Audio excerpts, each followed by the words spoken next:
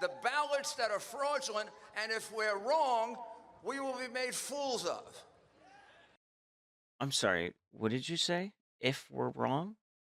That doesn't sound like someone's that's unhinged, admitting that they could be wrong. Let's have trial by combat. Trial by combat. Trial, like in a courtroom. We have come to demand that Congress do the right thing. Congress do the right thing. I'm sorry. Did you say something about a riot? We have come to demand that Congress do the Oh. right thing. See, sometimes I get Congress and riot wrong. I get them mixed up. To the Capitol building peacefully and patriotically make your voices heard. Today make your voices heard. To peacefully and patriotically make your voices heard. Today we will see whether Republicans stand strong for integrity of our elections. For our I don't hear anything about inciting violence or riots. Those are people did care. They said they would have changed their vote. Nobody who was going to vote for Trump anyway, or Biden anyway. I mean, it wasn't about Hunter Biden's man parts. It was about the scandal of his corruption and his dad's corruption. Bill, I used to think that Hunter Biden was a hot mess and Joe Biden was embarrassed by him but had to deal. Now I really think he was doing Joe Biden's bidding. Joe Biden is the bad guy who sent his drug-addled son out there to collect money. That's what. In 2006, Ukrainian prosecutor General Viktor Shokin and his investigation of corruption involving Burisma Holdings, a natural gas company, identified Hunter Biden of over $3 million from the company. Not wanting this corruption exposed, Joe Biden swung into action, using U.S. loan guarantees as hostage while demanding Shokin be fired. Amazingly, Joe Biden now brags about his actions in this matter. That's exactly what happens. So let's listen to what Biden had to say about that.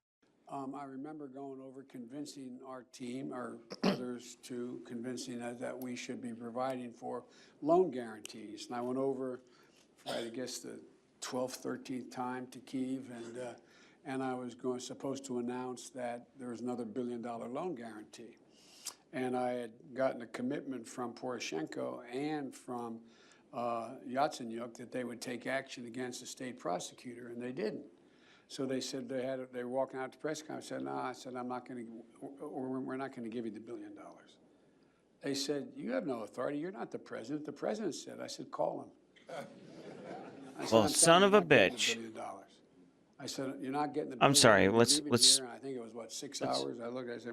Let's go back to that real quick. They said, you have no authority. You're not the president. The president said. I said, call him.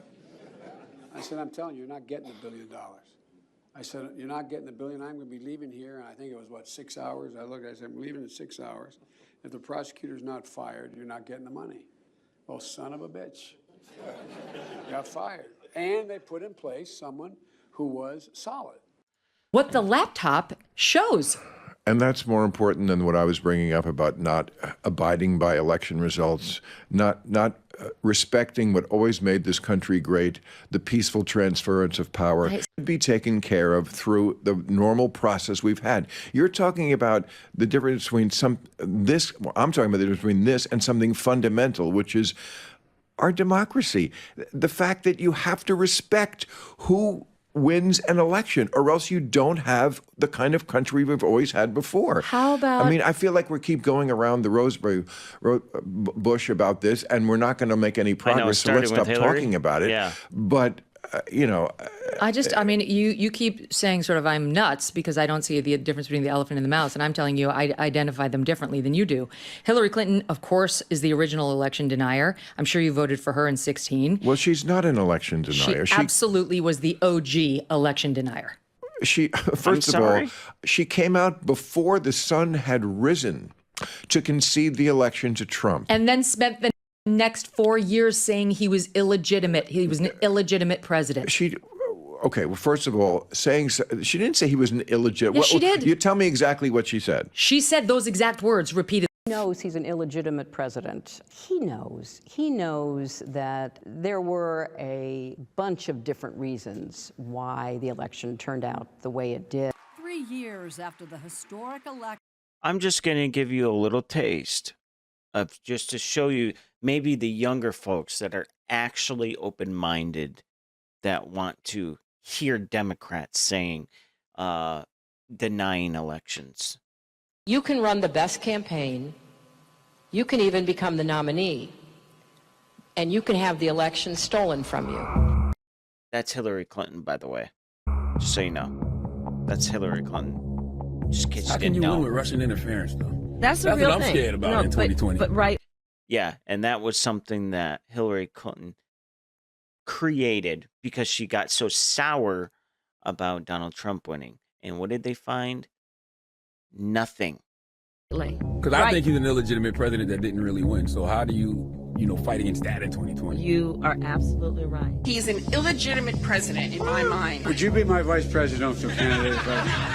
Folks, look, I absolutely agree. Trump didn't actually win the election in 2016. He lost the election, and he was put into office because the Russians interfered. Trump knows he's an illegitimate president. The president-elect, although legally elected, is not legitimate. I don't see this president-elect as a legitimate president. You said you believe that Russia's interference altered the outcome of the election. I do. We have a president who, if in fact it is proven, has been assisted by the Russians and may in fact not be a legitimate president. The one thing that Trump is fearful of. For people that were old enough and weren't paying attention, this was non-stop in 2016. Non-stop.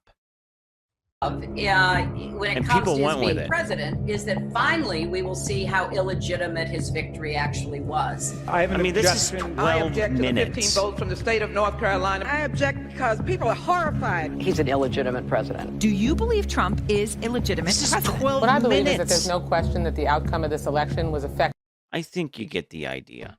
12 minutes of them doing that. So I don't even want to fucking hear it. Right, like there was never an attack on the Capitol, Megyn. I hear you, but he's That not going to never show up at the happened. inauguration. Like they didn't show up at the Capitol and break windows and knock down doors and kill cops and chase. They didn't do that. And they didn't break windows, They didn't knock kill down cops. They of course did. No, they didn't.